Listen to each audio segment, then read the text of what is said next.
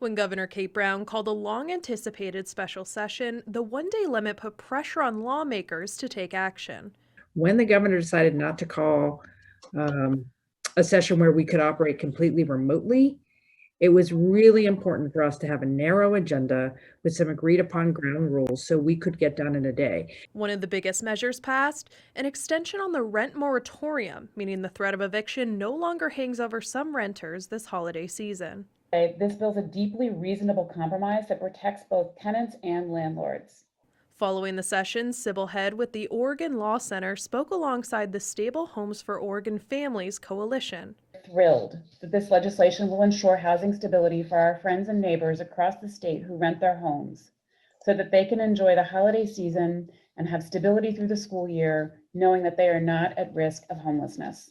For Speaker Kotek, this is just the first step of a longer journey for Oregon housing. This is the beginning of an additional conversation that's going to happen very early next year. Everyone knows that housing is important. Everyone knows it's been hard on everybody across the board. And I think we started a good conversation today. It's not the end for sure. Another bill passed by both the Senate and the House allows the sale of to-go cocktails with takeout and delivery meals, a step many bars and restaurants have been asking for all year. I think I just asked our OLCC representative about 30 days ago, and they had a nice chuckle and said, "No way that's going to happen."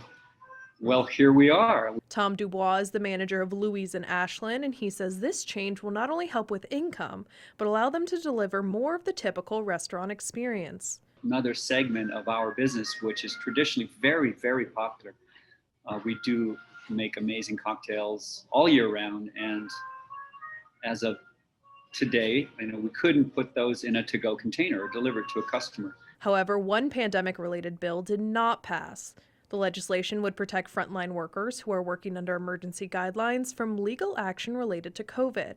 According to the Oregon Association of Hospitals and Health Systems, the protections would not protect providers from lawsuits over misconduct or negligence, and just cover government-imposed rules and executive orders that impact their delivery of care. It had bipartisan support, but not enough votes after some last-minute disagreements over additional amendments.